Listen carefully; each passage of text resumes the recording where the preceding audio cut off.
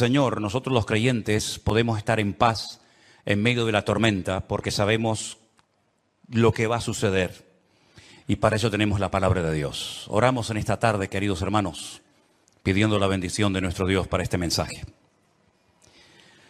Te damos muchas gracias, Señor, una vez más, por esta oportunidad que nos das de aprender, de conocer las cosas que tú has dejado en tu palabra para mantenernos firmes en la fe, para saber cómo actuar, cómo comportarnos en estos tiempos peligrosos y difíciles en los cuales nos ha tocado vivir. Señor, abre nuestro entendimiento para que podamos comprender tu palabra y podamos en esta tarde, Señor, ser fortalecidos en nuestra fe, en nuestra comunión contigo, y que esta palabra sea de bendición para todos los que la van a escuchar, tanto hoy como en cualquier otro momento. Nos ponemos en tus manos y pedimos tu bendición en el nombre de Jesús. Y amén, y amén. Yo lo primero que me gustaría pedirles a todos ustedes, no solamente los que están aquí reunidos, sino también los que están en sus hogares y los que después van a ver estas reuniones.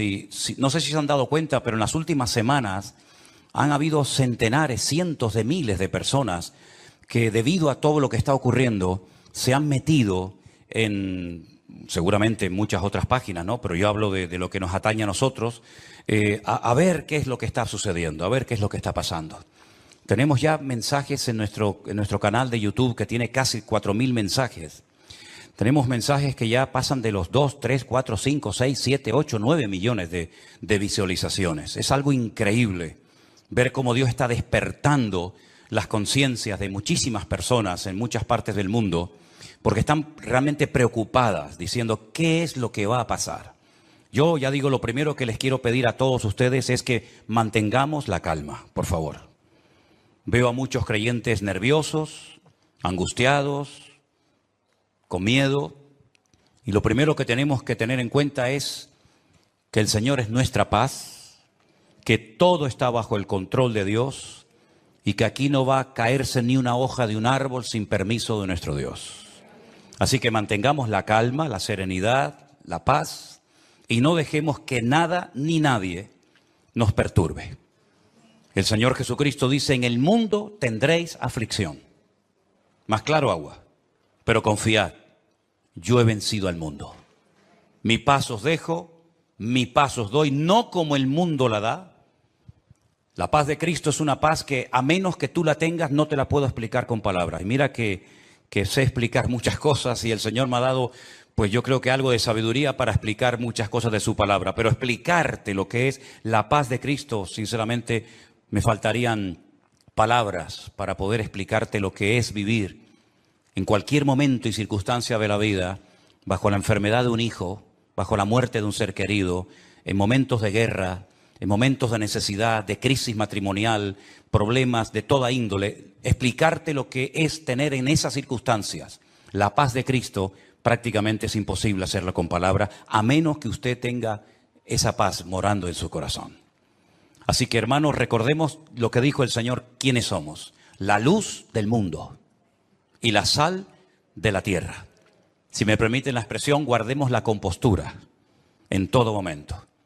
Porque ahora se nos van a presentar muchísimas oportunidades y ocasiones para dar testimonio y explicarle a la gente, si es que lo sabes, lo que está sucediendo y cómo va a terminar todo esto. Porque la Biblia no solamente te dice cómo va a empezar todo, cómo se va a desarrollar los acontecimientos, sino que además te dice cómo van a terminar los acontecimientos.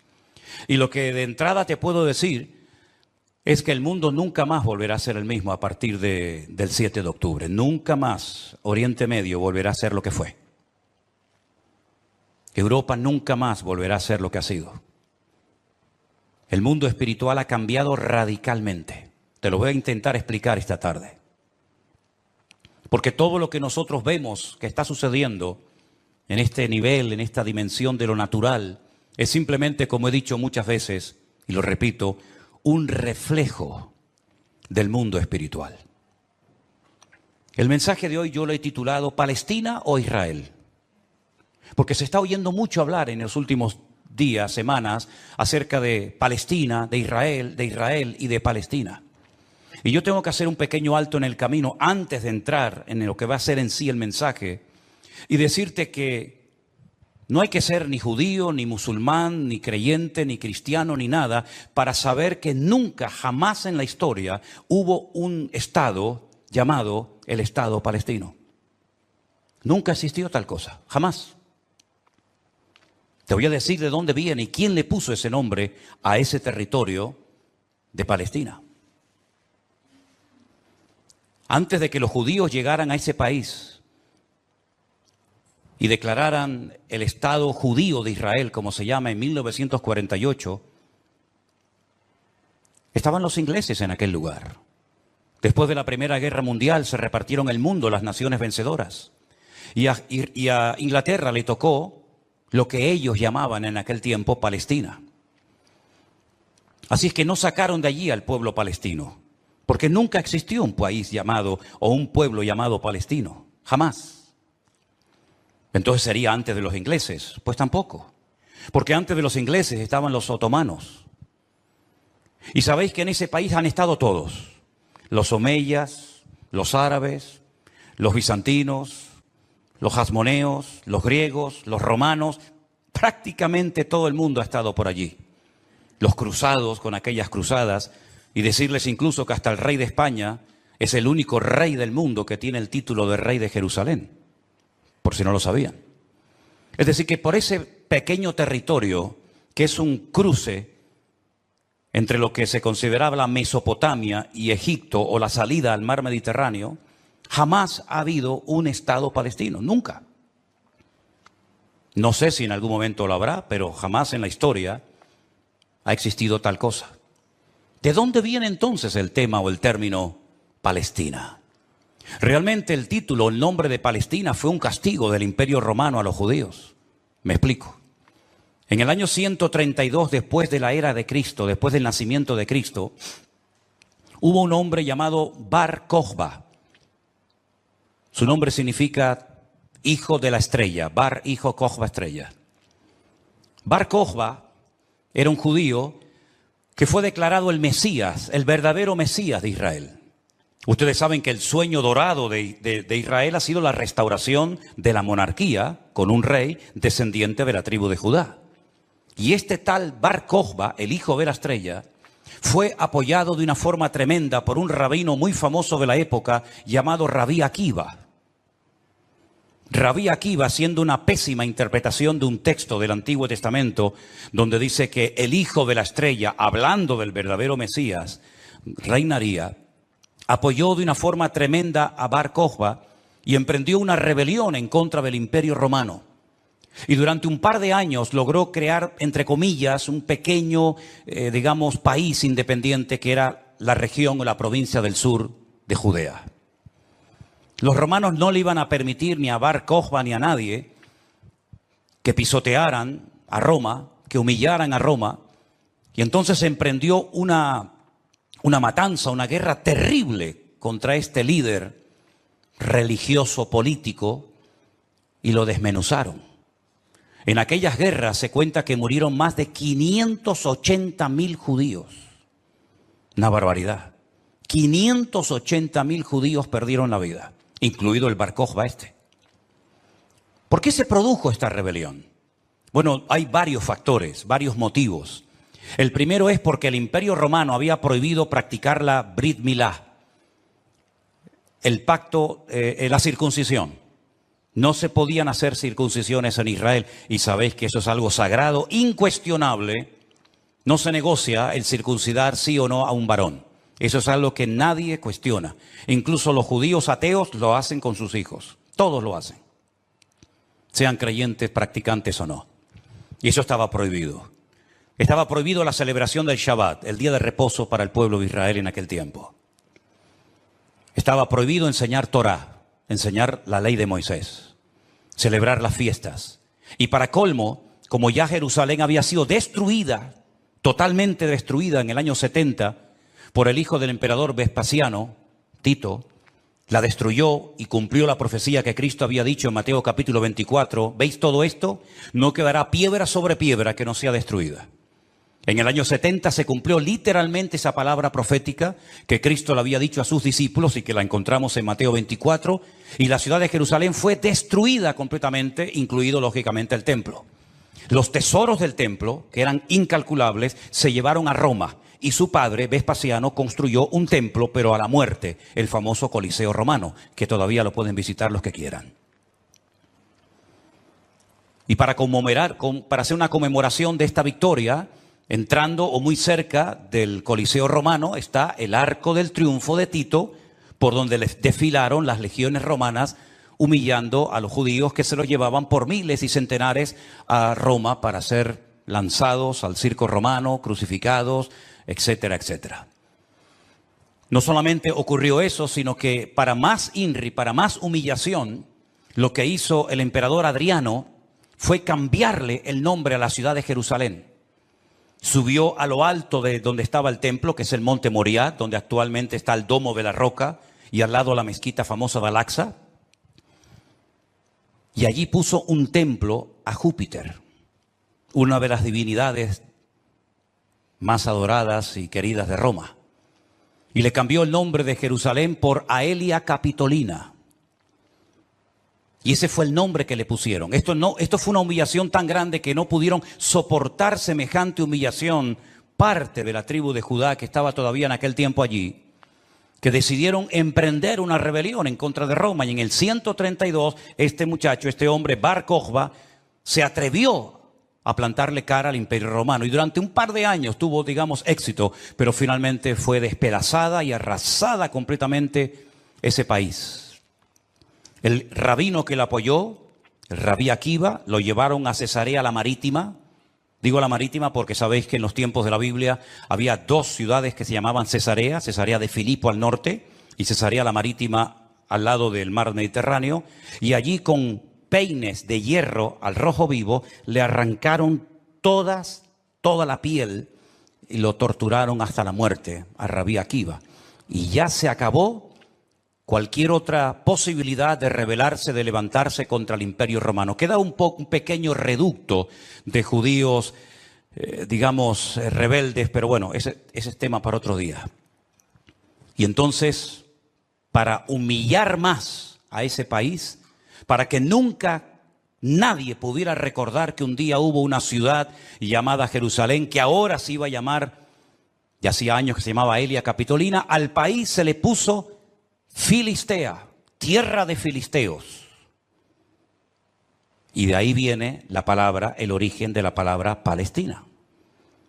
Fue un castigo de Roma a los judíos para que nunca más nadie pudiera echar de menos un país llamado Israel. Y esa es la historia del nombre Palestina. Y por allí, ya digo, han pasado todas las civilizaciones, culturas, religiones, imperios, cruzados, etcétera, etcétera. Pero nunca, a pesar de que Roma le puso a ese país Palestina o tierra de filisteos, jamás hubo un estado propio, gobernado, libre, independiente, llamado el Estado de Palestina. Jamás lo ha habido, nunca. Y no hay ni que ser cristiano para entender esto. Cualquier persona lo sabe perfectamente. Por lo tanto, cuando hace unos días un señor dijo que Jesús era palestino, yo le pediría a los que son de ese país que se pongan en contacto con su embajador o con su presidente y le corrijan a este señor, porque Palestina no existía en la época del Señor Jesús. Hay que decirle a este señor que Jesús era de la tribu de Judá. Su padre y su madre, que están sus árbol genealógico en la Biblia, Mateo capítulo 1, Lucas capítulo 3, eran descendientes de la tribu de Judá, que a su vez estaba entroncada con la casa real del rey David. ¿Y quién era David? Era de la tribu de Judá. Su papá se llamó Isaí. El padre de Isaí fue Obed. El padre de Obed fue Booz. Y Booz era el hijo de Rahab, que se casó con Salmón, que era del pueblo de Israel. Por lo tanto, Jesús era judío. Por eso lo circuncidaron a los 8 días. Por eso subía a Jerusalén 3 veces al año, para celebrar las fiestas que la Torá de Moisés indicaba que tenían que subir a Jerusalén. Por eso Jesús nunca fue a una mezquita, siempre fue a sinagogas, porque ni siquiera las mezquitas, el Islam existía en la época de Jesús, sino que tendrían que pasar más de 600 años, más de 6 siglos y medio, hasta que naciera el Islam, que por cierto significa sumisión. ¿A quién? Lo interesante es que el Señor Jesucristo, cuando es juzgado por sus enemigos, en este caso los romanos, el que lo sentencia a muerte ordena poner encima de la cruz un título escrito en 3 lenguas: latín, griego y árabe. Si ustedes me dejan que siga, tienen un problema, porque he dicho un disparate y ustedes no han dicho nada. Y ustedes no tienen que permitir que yo ni nadie diga disparates en este púlpito. Eso es. Entonces corríjame cuando digo algo mal, no tengan miedo. El Poncio Pilato dijo de encima de su cruz tienen que poner un cartel en latín, el idioma de los romanos, en griego, la lengua internacional de la época, y en hebreo, que es el idioma que habla este pueblo, que diga Jesús Nazareno, Rey de los judíos. No dijo rey de los palestinos, no dijo rey de los árabes, dijo rey de los judíos, que eran los que vivían allí. Porque dice Juan capítulo 1 que a los suyos vino y los suyos no le recibieron. Y los suyos eran judíos que estaban viviendo en aquel momento bajo la opresión, bajo el yugo del imperio más terrible que jamás ha existido y el más longevo, que fue el imperio de Roma. Así que de ahí viene todo esto del nombre Palestina y filisteos y todo esto, queridos hermanos. Pero nunca, repito, ha existido un Estado palestino. Cuando en 1948 las Naciones Unidas decidieron partir el país en 2, Israel dijo, estamos de acuerdo. Si los árabes que en ese momento habitaban en ese país, que la mayoría eran de origen jordano, el país que estaba al lado, porque no sé si saben que, por ejemplo, la explanada de las mezquitas arriba, en el monte Moriat, en el monte de Moriat, eso está bajo protectorado de Jordania. Y cuando tú ves a los ancianos caminando por las calles de la ciudad vieja de Jerusalén, la mayoría de ellos llevan un pañuelo de cuadraditos blancos y rojos, que es el pañuelo de Jordania. Porque Palestina no representa a nadie, sino ellos eran de origen jordano, ¿verdad? Y es interesante notar que Israel en ese año decidió quedarse con los territorios que las Naciones Unidas decidieron darle. Y los árabes dijeron rotundamente no, que yo digo, si hubieran sido listos en ese momento, hubieran dicho, vale, nos quedamos con la mitad y ya con la mitad, ya que es mía, después podemos hacer otro tipo de presiones, pero por lo menos ya tengo la mitad. Y es que si dices que no, al final no vas a tener ni lo que tenías. Durante todos estos años, desde 1948 hasta hoy, ese país siempre ha estado en guerra, o preparándose para una guerra, como dicen allí. Y la cruda realidad es que ese pequeño pueblo ha ganado todas las guerras, no ha perdido ni una. Ha desbaratado naciones tremendamente poderosas con un poderío militar espectacular. Y cada vez que gana, lógicamente, extiende el terreno. No podían entrar los judíos a la ciudad vieja de Jerusalén. ¿Saben la tortura que es para un judío estar viviendo en Jerusalén y no dejarte entrar a la ciudad de Jerusalén y poder acercarte y tocar el Kotel Hamarabí, el muro de los lamentos para orar a Dios? No podían hacerlo. Desde 1948, que entraron allí, hasta 1967, en la guerra famosa de los 6 días, los judíos veían de lejos. Por eso cuando ustedes van a Jerusalén se van a dar cuenta que las casas que están más en alto son las que le permitían al judío poder ver el monte del templo, porque no podían acercarse a tocarlo, ni a mirarlo. Y no solamente desde 1948, desde hace muchos siglos tampoco podían estar allí. Y al final recuperaron la ciudad de Jerusalén. Pero todas y cada una de estas guerras siempre ha cambiado la atmósfera, el mundo espiritual, siempre. Porque algo que tenemos que tener presente es que el mundo natural refleja lo que está pasando en el mundo espiritual, ni más ni menos. Y me gustaría con algunos textos de la Biblia demostrarles que el mundo espiritual es tan real como este mundo en el cual nos movemos tú y yo como pez en el agua. En el libro de Daniel, en el Antiguo Testamento, este hombre está cautivo en Babilonia. Las tribus del sur, Judá y Benjamín han sido derrotadas, han sido humilladas por las tropas de un tal rey Nabucodonosor. Son llevadas cautivas por 70 años a Babilonia. Algunos se preguntarán, ¿y por qué fueron llevados cautivos a Babilonia justamente 70 años? Bueno, primeramente por su desobediencia, por su rebeldía, por no haber querido arrepentirse. Muchas veces el Señor le mostró a Ezequiel en visión los pecados terribles que ellos hacían en la intimidad, que nadie los sabía, pero que Dios los conocía perfectamente. Y dice que se lo llevaba en visión y le decía, métete por el agujero de esa pared y mira lo que están haciendo ahí adentro, a ver si no son dignos de mi ira y de mi juicio, ¿verdad? Y por 70 años son llevados a Babilonia para que la tierra descanse en una celebración que todavía, en una ley que todavía los religiosos, los agricultores religiosos practican, otros no. Y es la ley de la Shemitah. La Shemitah es una ley que obliga al agricultor, al que se dedica a los labores del campo, a dejar reposar la tierra un año entero. No se puede trabajar la tierra. Nosotros estuvimos este año, creo que fue este año, el año pasado, y veíamos muchos campos muy bonitos, muy bien arados, muy bien trabajados, y otros campos totalmente como abandonados, llenos de malas hierbas, y nos decían, estos son los campos de los agricultores religiosos que no van a trabajar durante este año. Por la ley de la Shemitah, que es el descanso de la tierra.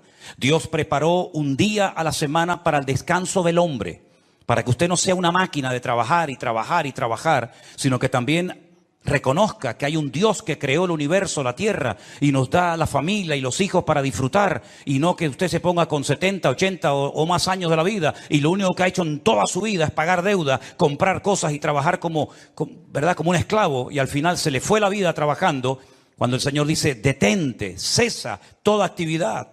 Y descansa como mínimo tú, tus empleados, tus bestias, tus animales durante un día a la semana. Y así reconocen la obra creadora de Dios y así renuevas tu fuerza para empezar una nueva semana con la bendición de Dios. Pero también la tierra, el Señor la cuida, porque dice la Biblia que la tierra es de Dios, no es del hombre. La tierra de Israel no es de los judíos. La tierra de Israel, ese territorio tan pequeñito, no es de los palestinos. ¿Quién es el dueño de la tierra? Es Dios, lo dice en su palabra. Del Señor es la tierra y su plenitud. Y dice la Biblia que durante los 490 años que vivieron allí cuando entraron con Josué, nunca cumplieron la ley del reposo de la tierra. Por lo tanto, la tierra necesitaba descansar 70 años. 70 por 7, ¿cuánto es? 490. Después de los 70 años de cautiverio, logran volver otra vez a su país, restauran el muro, restauran la ciudad, restauran el templo, vuelven otra vez a la vida normal, digamos. Pero sin embargo, antes de salir, hay un hombre llamado Daniel que escribió un libro extraordinario, donde él nos habla de cosas que habían ocurrido, que les habían llevado a esta situación terrible, y cosas que iban a ocurrir en el futuro. Pero una de las cosas que Daniel cuenta muy interesante es el conflicto, la guerra, la realidad del mundo espiritual. Por ejemplo, podríamos leer muchos pasajes, pero en Daniel capítulo 10, a partir del versículo 12, la palabra de Dios dice así. Entonces me dijo, Daniel, no temas, porque desde el primer día que dispusiste tu corazón a entender y a humillarte en la presencia de tu Dios, fueron oídas tus palabras y a causa de tus palabras yo he venido. Está hablando con un ángel que se le ha presentado a Daniel, ¿sí? Mas el príncipe del reino de Persia se me opuso durante 21 días. Pero he aquí Miguel, uno de los principales príncipes, vino para ayudarme y quedé allí con los reyes de Persia. Intentaremos explicar esto lo mejor posible. He venido para hacerte saber lo que ha de venir a tu pueblo en los postreros días. Porque la visión es para esos días. No es para el tiempo de Daniel, es para los postreros, los tiempos finales. Mientras me decía estas palabras, estaba yo con los ojos puestos en tierra, enmudecido. Pero he aquí uno con semejanza de hijo de hombre tocó mis labios. Entonces abrí mi boca y hablé y dije al que estaba delante de mí, Señor mío, con la visión me han sobrevenido dolores y no me queda fuerza. ¿Cómo pues podrá el siervo de mi Señor hablar con mi Señor? Porque al instante me faltó la fuerza y no me quedó aliento. Y aquel que tenía semejanza de hombre me tocó otra vez y me fortaleció y me dijo: muy amado, no temas, la paz sea contigo, esfuérzate y aliéntate. Y mientras él me hablaba, recobré las fuerzas y dije: hable mi Señor, porque me has fortalecido. Y me dijo: ¿sabes por qué he venido a ti? Pues ahora tengo que volver para pelear contra el príncipe de Persia. Y al terminar con él, con el príncipe de Grecia, que vendrá. Pero yo te declararé lo que está escrito en el libro de la verdad, y ninguno me ayuda contra ellos sino Miguel, vuestro príncipe. Aquí está hablando de príncipe, el príncipe de Grecia, el príncipe de Persia. Habla de un arcángel tremendamente poderoso que aparece en pocas ocasiones en la Biblia, llamado Miguel, que dice que es el príncipe que protege al pueblo de Israel de ser aniquilado y destruido. Porque una cosa que les quiero decir y que os quede clara, y me da igual si estáis de acuerdo o no, me da igual, créame, pero te lo tengo que decir. Recientemente se le preguntaron a altas autoridades de Hamás y le dijeron: si pudierais elegir entre tener todo el Estado de Israel, todo el territorio, de norte a sur y de este a oeste para ustedes, o la destrucción, la aniquilación total y absoluta del pueblo de Israel, ¿qué elegiríais? ¿Sabe la respuesta, no? Preferimos que no exista ni un solo judío sobre la faz de la tierra antes de quedarnos con todo su territorio. Porque no es que quieren quedarse con todo el territorio, es que quieren arrojar al mar o al desierto para que muera toda la población de Israel, que en este momento está alrededor de unos 15 millones de personas más o menos repartidas en varias naciones de la tierra. ¿Quién puede negociar con alguien que te quiere matar? ¿Quién puede negociar con alguien que viola a tus hijos y los quema delante de tu presencia? ¿Quién puede negociar con alguien que le abre el vientre a una mujer embarazada y le saca a su hijo que aún está con vida? ¿Quién puede negociar con alguien que te odia y que el sueño de su vida es destruirte a ti y a toda tu descendencia? ¿Quién puede negociar con semejantes salvajes? Fijaros que ya no digo animales, como decía hasta el otro día, porque no quiero ofender a los animales. Pero aquí encontramos una realidad espiritual. Daniel estaba orando, estaba ayunando por 21 días, 3 semanas seguidas, y la respuesta a su oración no venía la respuesta a su oración. Y finalmente se le presenta un ángel y le dice: desde el primer día que te pusiste a orar, tu oración llegó a la presencia de Dios. Y entonces, ¿por qué no vino la respuesta? Porque el príncipe de Persia se me oponía. Había interferencias, por decirlo de alguna manera, en el mundo espiritual. ¿Quién es el príncipe de Persia? Un poder espiritual, un príncipe de las tinieblas que no quería que Daniel recibiera la revelación y la información de lo que le iba a pasar a su pueblo a corto y a largo plazo. Y con esto coincide lo que se ha leído esta tarde desde este mismo púlpito, la famosa armadura del cristiano en Efesios capítulo 6. Donde el apóstol Pablo dice: nuestra lucha ahora como creyente no es contra sangre y contra carne, no. Esa ya no es nuestra batalla, esa ya no es nuestra lucha. Nuestra lucha, que existe y es real, es contra principados y contra potestades, contra los gobernadores de las tinieblas, contra huestes espirituales de maldad en las regiones celestes. Y por eso Pablo describe la armadura del soldado romano, pero dándole como una aplicación para que el cristiano pueda vivir en todo momento bien armado, bien preparado, bien listo para poder enfrentar ese conflicto espiritual que todo creyente sabe perfectamente que está librando. Fijaros que las últimas palabras del apóstol Pablo cuando escribe a Timoteo le dice: he peleado la buena batalla. No ha sido fácil llegar hasta la meta, Me han torturado, me han apedreado, me han puesto en la cárcel, etcétera, etcétera. Y he peleado la buena batalla y he acabado la carrera. A Timoteo, cuando está pasando un momento de desánimo, de caído en su espíritu por las presiones y las luchas que está llevando a cabo en la iglesia que está pastoreando en Éfeso, le dice: pelea la buena batalla. echa mano de la vida eterna, sufre penalidades como buen soldado de Jesucristo.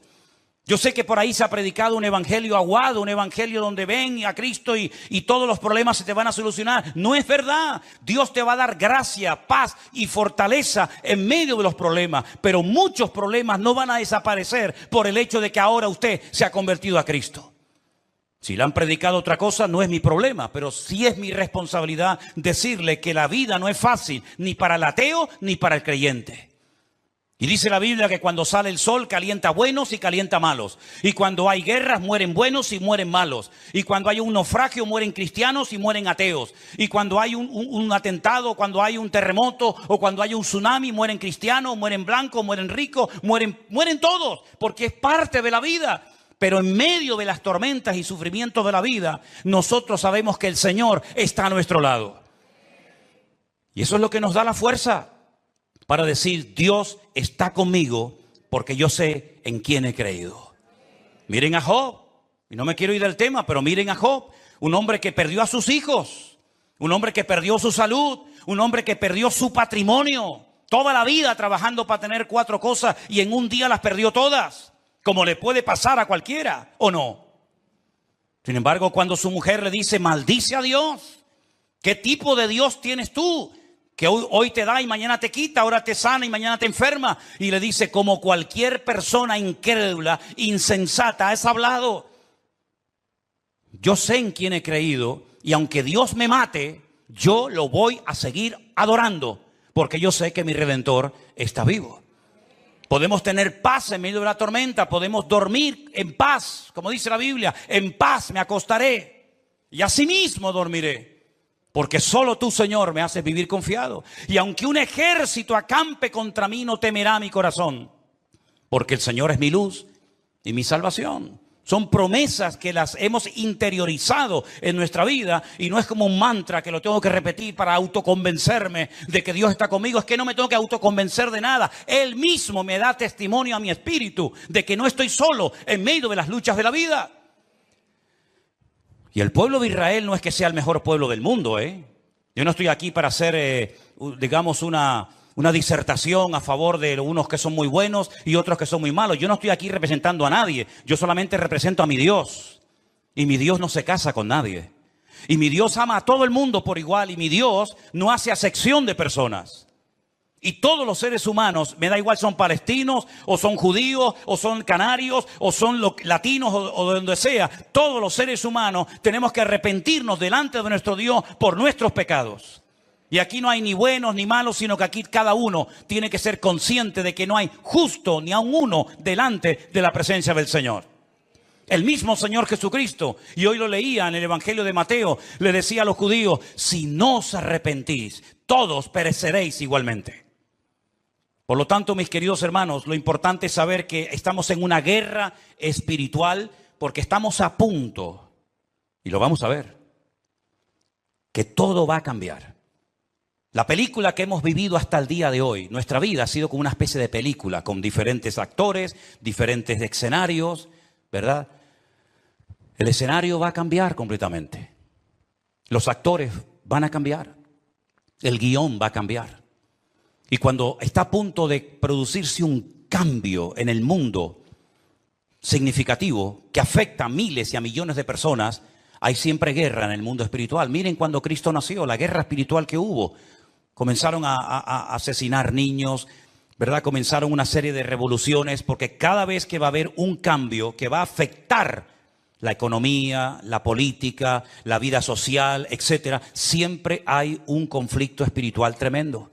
Daniel estaba orando porque quedaba pocos años, poco tiempo. Probablemente estaba por el año 68, máximo al 69, de la liberación, ¿verdad?, del pueblo. Y Daniel estaba no preocupado, pero sí indagando, leyendo las escrituras, orando y ayunando, porque sabía que se avecinaba, se oteaba en el horizonte un cambio tremendamente significativo. Miles de personas por fin iban a poder volver otra vez a su país. Iba a haber una masa de gente que iba a ir de un lugar a otro. Y esos cambios, hermano, no se producen por casualidad. Esto que estamos viendo que ayer llegaron 1000 al Hierro, el otro día 600 a Lanzarote, el otro día no sé cuántos al Hierro, todo eso no es producto de la casualidad. Satanás está cambiando la escena mundial. Y lo vamos a notar en pocos días, en pocas semanas. Esto va a ser completamente diferente. Y los que tengamos la oportunidad y el privilegio de volver a Israel, porque vamos a volver a Israel, no nos vamos a encontrar al Israel que hemos conocido por más de 20 años. Nos vamos a encontrar a la gente de una forma diferente, una actitud diferente, una atmósfera completamente diferente, porque estamos en una guerra espiritual tremenda. Cuando se lee la famosa armadura del cristiano, se enfatiza mucho que la espada es la palabra de Dios, el yelmo o el casco del soldado representa la salvación, el escudo representa la fe. Pero si ustedes prestan atención a esa armadura de la cual Pablo nos está hablando aquí en Efesios capítulo 6, lo primero que él hace cuando escribe la carta es orar para que los ojos de vuestro entendimiento sean alumbrados y tengáis espíritu de sabiduría y de revelación en el conocimiento de Él. Pablo dice que a los incrédulos Satanás les cegó el entendimiento. Y uno dice, ¿cómo? ¿Cómo es posible que gente tan inteligente, capaz de hacer cosas tremendas, cuando le hablas de la Biblia no se enteran de nada? Son como ciegos, como analfabetos espiritualmente hablando. Capaz que el tipo es un matemático, un científico espectacular, pero cuando le hablas de las cosas del reino, de las cosas espirituales, dice que para él son locura, no las entiende. Yo incluso he hablado con muchísimos rabinos judíos que se saben libros de memoria de la Biblia y les he hablado, por ejemplo, de Daniel y me dicen literalmente, no entiendo lo que estoy leyendo, no lo entiendo. Y uno se queda sorprendido porque se cumple lo que dijo Isaías. Dale esto al que sabe leer y te dirá, no lo entiendo. Y Pablo dice que esta armadura representa la verdad, la justicia, la paz, la fe, la salvación y la palabra de Dios. Fíjate qué palabras tan interesantes. Dice que ceñid vuestros lomos con la verdad, con la coraza de justicia, calzados los pies con el apresto del evangelio de la paz, coger el escudo de la fe, tomad el yelmo de la salvación y la espada del Espíritu, que es la palabra de Dios. Estas 6 cosas, estos 6 elementos están en el punto de mira de Satanás para arrancarlos de nuestra sociedad de un plumazo. Quiere cambiar la verdad en mentira y convertir la mentira en verdad. Si no, sal por la calle hoy en día y pregunta cosas que tienen que ver ya no con la fe, sino con el sentido común. Y te vas a dar cuenta que hay gente que cree en mentiras, creyendo 100% que son grandes verdades. Y las grandes verdades las cuestionan y las echan a un lado porque dicen, eso no es verdad, eso es mentira.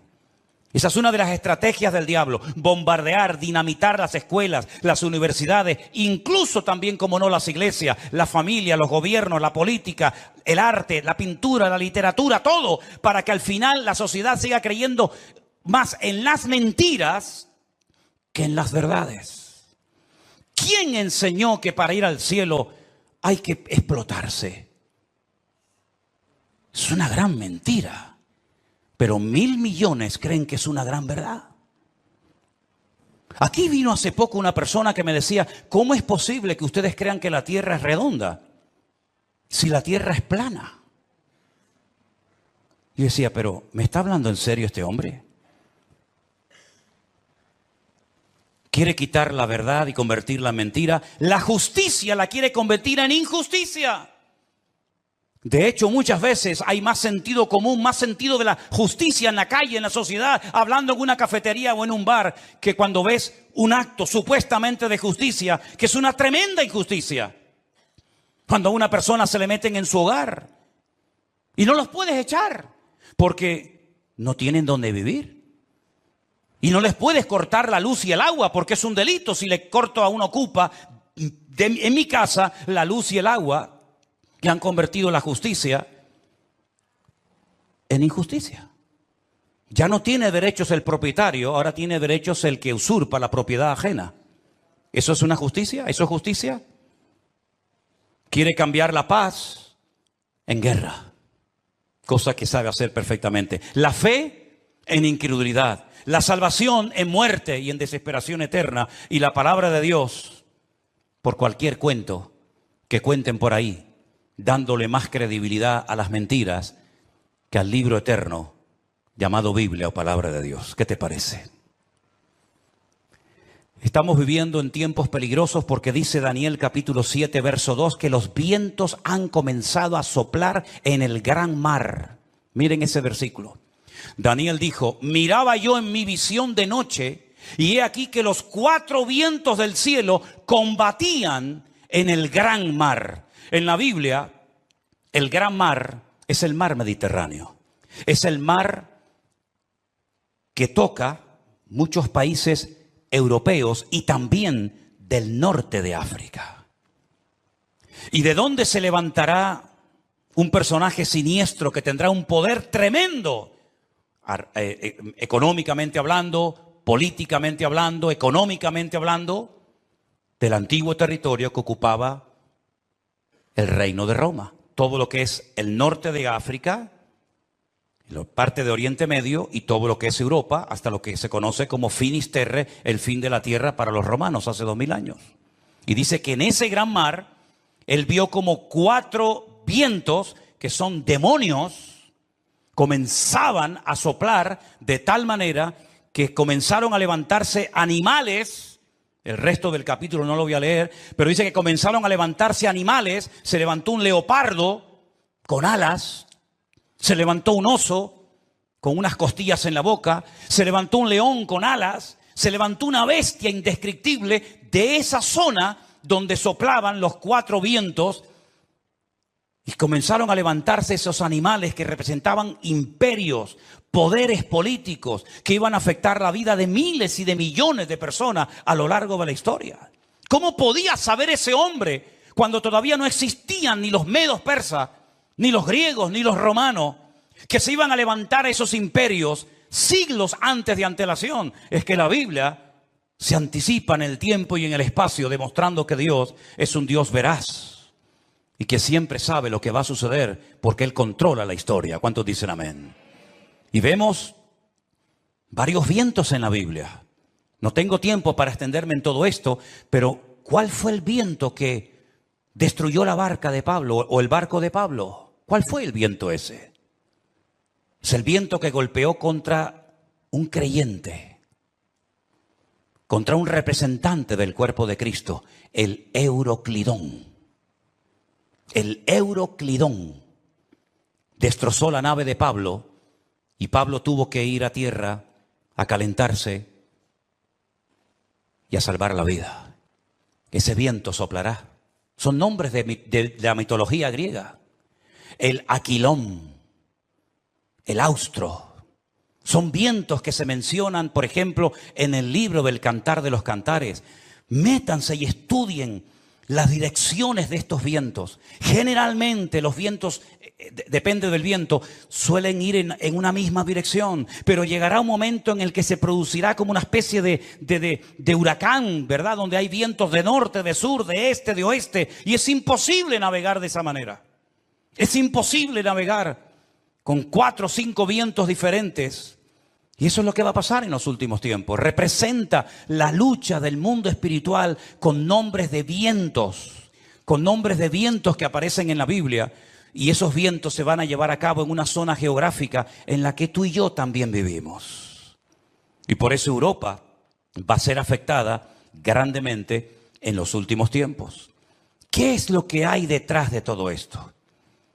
No es una lucha de unos contra otros simplemente. Es una lucha de Satanás contra Dios y su palabra. Ni más ni menos. ¿Quién puede más? ¿Alá o el Dios de ustedes? ¿Quién puede más? ¿El Corán o vuestra Biblia o Torá? Es una lucha de tipo espiritual. Y si no estamos velando y orando, no vamos a saber cómo comportarnos, cómo actuar en este tiempo, porque algo muy importante que lo vamos a ver ahora en un momento en la pantalla, es cómo Satanás a lo largo de la historia, como una especie de camaleón, si me permiten, ha ido adaptándose a los tiempos, a las culturas, a las tradiciones, y de esa manera ha ido preparando el escenario para esta escena final que tenemos en el horizonte. Todavía la guerra fuerte que nos habla Ezequiel 38 y 39 aún no ha empezado. No es esta que estamos viendo ahora. Todavía viene otra peor, para que lo sepan. Cuando Gog, príncipe de Mesec y Tubal, vienen del norte con 200 millones de soldados para destruir al pueblo de Israel. Porque de esta Israel volverá a salir con muchas pérdidas humanas, con mucha sangre derramada, pero aún viene la peor, que la Biblia dice en qué momento se va a producir, qué naciones van a intervenir, por dónde van a atacar, cómo va a terminar, cuánto va a durar, etcétera, etcétera. Pero tengo una lista que se la voy a poner ahí en la pantalla. Espero que estas características del diablo de los últimos tiempos las tengan en cuenta, porque esta es la forma como Satanás ha decidido actuar en nuestra generación. Primero, lograr los objetivos deshumanizando a la humanidad. Eso ya es una realidad entre nosotros. El objetivo, lo que se pretende alcanzar, está por encima de cualquier precio de vida humana. Si mueren 1000, da igual, traemos otros 1000. Si son 10.000, traemos otros 10.000. Es como cuando los romanos estaban al pie de la montaña de Masada. ¿Se acuerdan en Masada, en el desierto de Judea? Dice la Biblia que había arriba en Masada un reducto de judíos que no querían rendirse. Ellos rodearon la muralla de Masada y comenzaron durante años y años y años a echar tierra para construir una rampa que todavía se puede ver, y por esa rampa subieron ¿cómo se llama? El aparato ese de madera grande. Ahora ya lo digo. 4 años preparando esa rampa para poder subir arriba. Dice la Biblia que la iglesia es columna y baluarte. Ahí está, ya me vino. El baluarte. El baluarte era esa torre de madera que iban arrastrando los esclavos. Dentro iba llena de soldados y cuando llegaba arriba se abrían las compuertas y salían para atacar. 4 años preparando esa rampa de tierra. ¿Cuántos murieron? Miles, miles. Muchos de los que estaban trabajando al pie de la montaña eran familiares, conocidos, vecinos o amigos de los que estaban arriba, rodeados por las legiones romanas. Hay una película de Peter O'Toole que se llama Masada. Véanla para que vean la historia. Qué interesante. Mataban a 200, 300 esclavos, traían más y traían más. El objetivo es lo principal. No importa cuántos mueran para alcanzar el objetivo. Esa es una estrategia del diablo que le está saliendo de maravilla. Y es la misma estrategia que están utilizando estas personas hoy en día. El fin justifica a los medios. La vida humana no tiene ningún valor. El objetivo es lo principal. Número 2. La ambición prevalece por encima del respeto a la vida. Voy a conseguir mi objetivo y alcanzar mis metas a toda costa. Me da igual si tengo que torturar, matar, me da exactamente igual. La ambición, la arrogancia de mi corazón es tan poderosa, es tan fuerte, que si tengo que hacer lo que haga falta, lo hago. Número 3. Alcanzar lo divino olvidando lo humano. Si para ir al cielo y tener las 90 que dicen que voy a tener allá arriba, tengo que asesinar a todos estos, estoy dispuesto a hacerlo, porque lo divino, lo que yo creo que es lo divino, prevalece sobre lo humano. Una estrategia diabólica terrible. Cuando hace unos días vi en un reportaje que hicieron y le preguntaban a unos niños de entre 8 o 10 años, ¿qué quieren ser cuando sean grandes? Y decían, nosotros queremos ir al cielo. Por eso queremos prepararnos y convertirnos en mártires.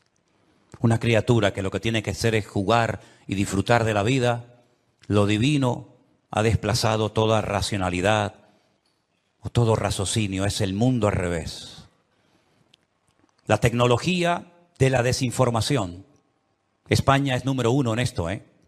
España es capaz de ponerte una imagen que no tiene nada que ver con lo que está hablando. De hecho, ha habido a veces en varias cadenas de televisión en España que están hablando de un conflicto X, de una situación cualquiera que sea, y ponen unas imágenes de hace años que no tiene absolutamente nada que ver con lo que ellos están contando en ese momento.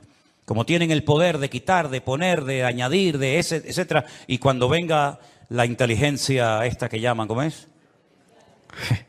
Cuando venga la inteligencia virtual, o artificial, perdón, ni te imaginas las barbaridades que vamos a ver, donde personas están comenzando a decir cosas que ellos jamás han dicho, pero que por una manipulación de la tecnología te hacen creer lo que no han dicho o lo que han dicho. En fin, una locura. Los medios de comunicación son una fábrica que crea deliberadamente ignorancia. Cuanto más ignorante sea la gente, mejor. La ignorancia para ellos es poder. Cuanto más ignorante sea una persona sobre la realidad, sobre la Biblia o sobre lo que sea, mejor. Creación deliberada de ignorancia. Sembrar confusión, toda la que se pueda y más, engañando deliberadamente a la gente. Poner en duda la credibilidad de la fuente. Por ejemplo, mi fuente de información es la Biblia. Ah, no, pero eso no sirve, eso está caducado. ¿Cómo? No, la Biblia está llena de contradicciones. Y se quedan tan panchos. Y se quedan tan tranquilos. ¿Cómo que está llena de contradicciones? ¿Dónde están las contradicciones? No, eso está lleno de eso no, esta no es la Biblia verdadera. ¿Cómo que no es la Biblia? No, la Biblia verdadera la tienen los curas en el Vaticano, me dijo una vez uno. Es decir, tiran por tierra la fuente, la fuente mía no vale, la que vale es la tuya, la de internet, que te metiste anoche, leíste no sé qué. Esa es la verdadera, que ahora nos están fumigando. Esas nubes que aparecen en el cielo son aviones que nos están fumigando para que no llueva. Dios, pues menos mal que nos fumigaron para que no lloviera, ¿eh? Porque ayer hablaba con un pastor de Madrid que me dice, no puedo salir del coche porque tengo el agua hasta el cuello. Increíble, ¿no? O cuando vino el COVID, ¿se acuerdan? Esto es una estrategia de los Illuminati, de los masones, para una drástica reducción de la población humana. Pues qué malos fueron, porque me parece que murieron como 2 o 3 millones en el mundo y somos 7.000 millones. Lo hicieron muy mal, ¿eh? Y que todos los que nos vacunamos en 2 años morimos. Pues se equivocaron, porque ya llevo 3 vivo y coleando. Pero en fin, esta fuente no vale, la que vale es siempre la de ellos. Negar los hechos. No, eso no fue así. Eso no fue así. Tengo imágenes del satélite, donde se ven desde los satélites cómo lanzan los distintos cohetes. Y más de 550 cohetes lanzados desde la Franja de Gaza, no uno como el del otro día, 550 cohetes han caído dentro de la Franja de Gaza. No, pero eso es manipulación. Eso es manipulación. Bueno, producir ignorancia manipulándolo todo, pervertir las prioridades. Como aquellos que estaban construyendo un edificio tan grande, que dice que se tardaba 1 año en subir un bloque desde abajo hasta arriba. Y cuando iban por el camino iban tan agotados que caían, se mataban. Y entonces la gente comenzaba a llorar y decía, pobrecito, no lloro por él, lloro por el ladrillo que no logramos ponerlo arriba. Lloraban más por el ladrillo que se había perdido que por la persona, por la vida que se había perdido.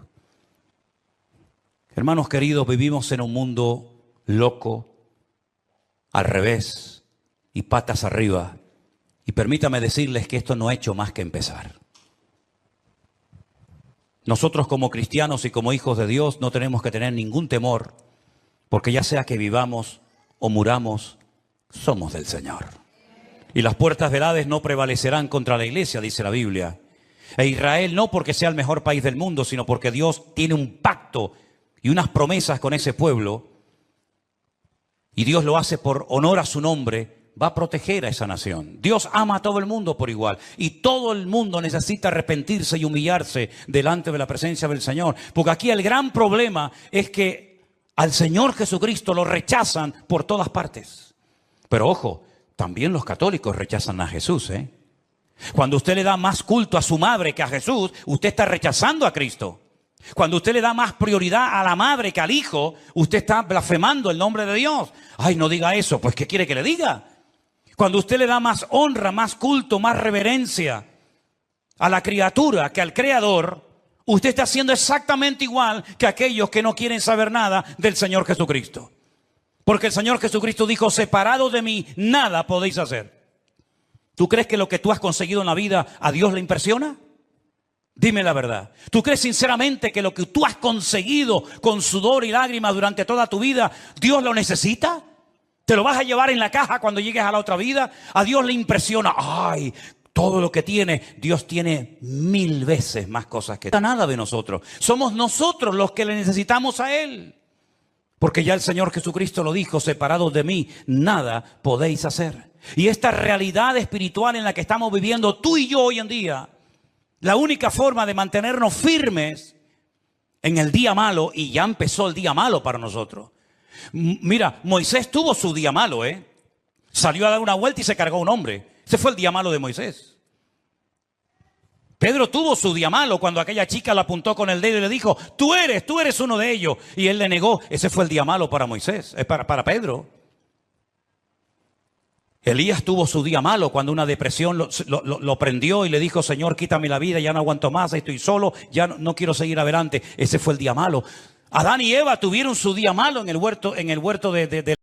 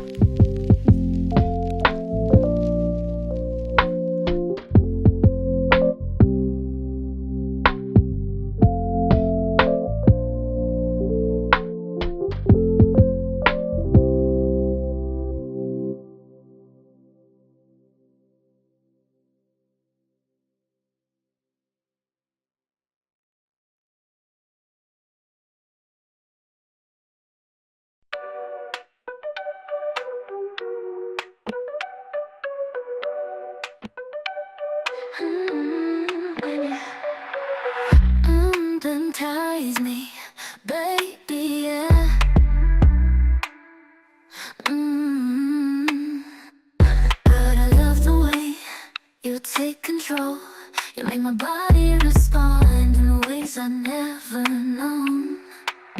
I could sit here on the floor all day, begging you for more.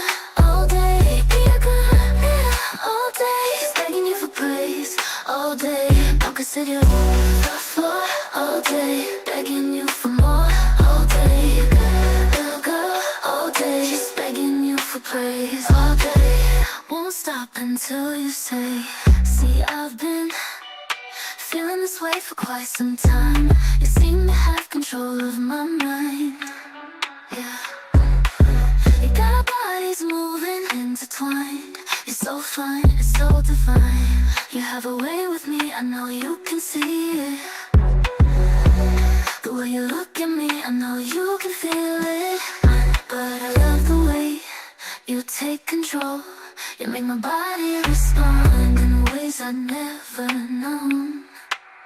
I could sit here on the floor all day, begging you for more.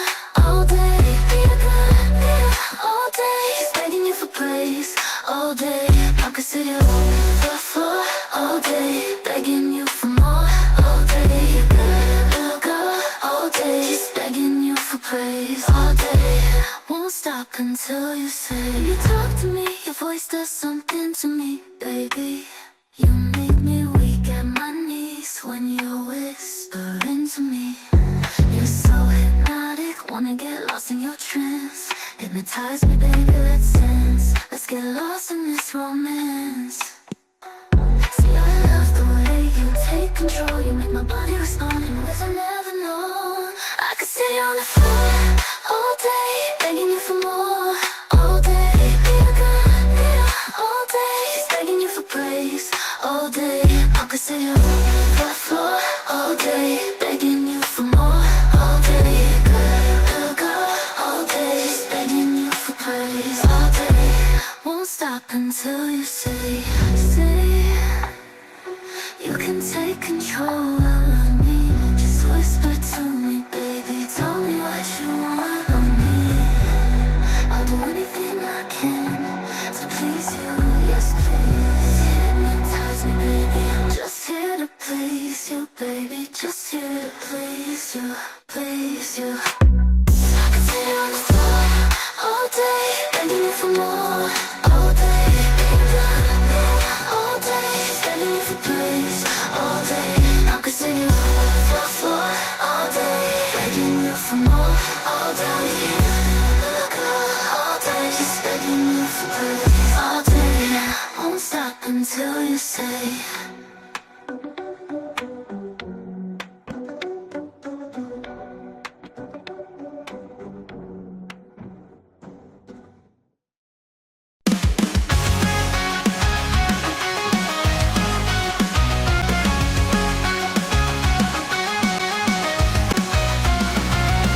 Once was calm, but there's a shift in the air. Dark clouds blow the horizon. The storm's approaching you air. See the lightning strike one. Feel like a hurricane. Go seek shelter from the storm. No princess of the purple rain. To me again. Swirl, you run like a tornado. Watch out for my path of destruction. The warning goes away when I go. So listen up, man. It's a production.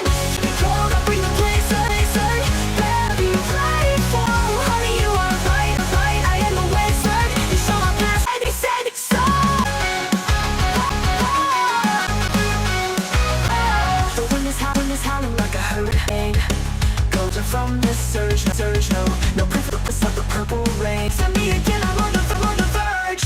Swirling and whirling like a tornado. Watch out from this distraction. Goes away when I say so. So hey, it's my production. You wanna be cool? I'll bring the beat. Better be ready for the snow. Honey, I am the wizard. You shall not pass, 'cause I said so.